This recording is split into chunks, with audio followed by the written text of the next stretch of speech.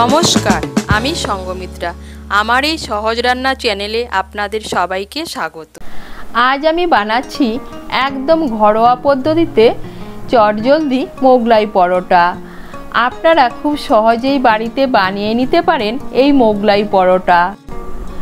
প্রথমে একটা বোল নিয়ে নিয়েছি, এর মধ্যে নিয়ে নিচ্ছি 1 কাপ আটা, হাফ কাপ ময়দা।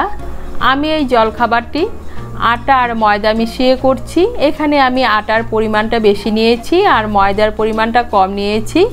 আপনারা আটা আর ময়দার পরিমাণটা সমান সমান নিয়েও করতে পারেন, বা শুধু আটা দিয়ে বা শুধু ময়দা দিয়েও করতে পারেন। নিয়ে নিচ্ছি সামান্য একটু নুন, সামান্য একটু চিনি আর 1 চামচ সাদা তেল। নুন, চিনি আর সাদা তেলটাকে মিশিয়ে নেব আটা আর ময়দার সঙ্গে। মিশিয়ে নিয়ে ভালো করে ময়ান দিয়ে নেব। এই দেখুন, আটা আর ময়দাটাকে ভালো করে ময়ান দিয়ে নিয়েছি। এখন অল্প অল্প জল দিয়ে মেখে নেব।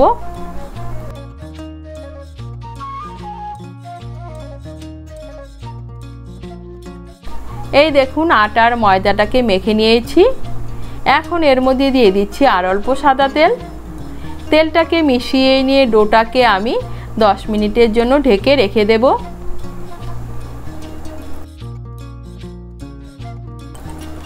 এদিকে আরেকটা বোল নিয়েছি, এর মধ্যে নিয়ে নিচ্ছি পেঁয়াজ কুচি, লঙ্কা কুচি। এখানে আমি 2টো মাঝারি সাইজের পেঁয়াজ কুচি করে কেটে নিয়েছি আর 2টো পাকা আর কাঁচা লঙ্কা কুচি করে কেটে নিয়েছি। ঝালটা আপনারা আপনাদের স্বাদ মতো নেবেন।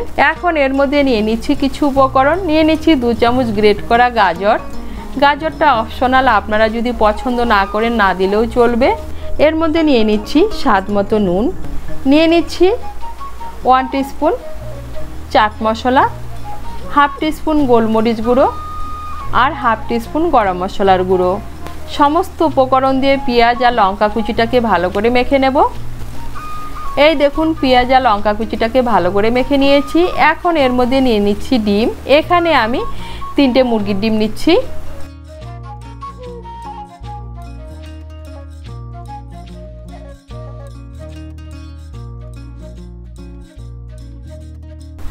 ডিমগুলোকে ভালো করে পেঁয়াজ আর লঙ্কা কুচির সঙ্গে মিশিয়ে নেব। ডিমগুলোকে ভালো করে মিশিয়ে নিয়েছি পেঁয়াজ আর লঙ্কা কুচির সঙ্গে। এখন এর মধ্যে নিয়ে নিচ্ছি অল্প ধনেপাতা কুচি। ধনেপাতা কুচিটাকে ভালো করে মিশিয়ে নেব। ধনেপাতা কুচিটাকে ভালো করে মিশিয়ে নিয়েছি। এখন এই ডিমের মিশ্রণটাকে সাইডে রেখে দিচ্ছি। এদিকে আমি আটার ডোটাকে 10 মিনিটের জন্য ঢেকে রেখে দিয়েছিলাম। ডোটাকে এখন ভালো করে মেখে নেব। মেখে নিয়ে এর থেকে লেচি কেটে নেব। এই দেখুন বন্ধুরা, আটার ডো থেকে লেচি কেটে নিয়েছি। এখন আমি পরোটাগুলো বেলে নেব। তার জন্য নিয়েছি একটা লেচি। আমি পরোটাগুলো আটা দিয়ে বেলে নিচ্ছি। আপনারা ময়দা বা তেল দিয়েও বেলে নিতে পারেন। এই দেখুন, একটা আমি পরোটা বেলে নিয়েছি। এভাবে আমি প্রত্যেকটা পরোটা বেলে নেব। এখন এর মধ্যে নিয়ে নিচ্ছি আমি যে ডিমের মিশ্রণটা বানিয়ে রেখেছি, সেই ডিমের মিশ্রণ থেকে কিছুটা ডিমের মিশ্রণ। এখন পরোটাটা চারপাশে ভাঁজ করে নেব।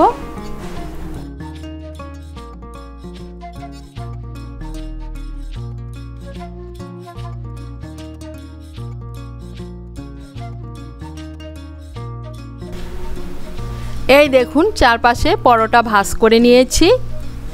এইভাবে আমি প্রত্যেকটা পরোটা বানিয়ে নেব।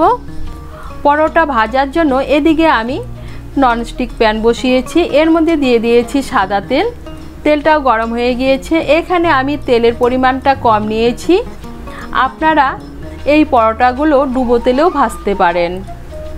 এর মধ্যে দিয়ে দিচ্ছি বানিয়ে রাখা পরোটা। যে পাশটা ভাঁজ করে নিয়েছি সেই পাশটা আমি নিচের দিকে দেব।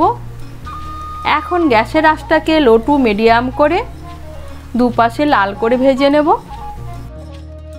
এই দেখুন, গ্যাসের আঁচটাকে লো টু মিডিয়াম করে লাল করে ভেজে নিয়েছি। আর গ্যাসের আঁচটাকে কিন্তু লো টু মিডিয়াম করে এগুলো ভেজে নিতে হবে, তা না হলে ভিতরে কাঁচা থেকে যাবে। আর এই দেখুন, আমি একটা ভেজে নিয়েছি। এভাবে আমি প্রত্যেকটা পরোটা ভেজে নেব। আমি আপনাদেরকে এই পরোটাটা কেটে দেখাচ্ছি। এই দেখুন দেখতে কতটা সুন্দর হয়েছে, আর এগুলো কিন্তু খেতেও দারুণ হয়। আর তৈরি হয়ে গেল একদম ঘরোয়া পদ্ধতিতে মোগলাই পরোটা।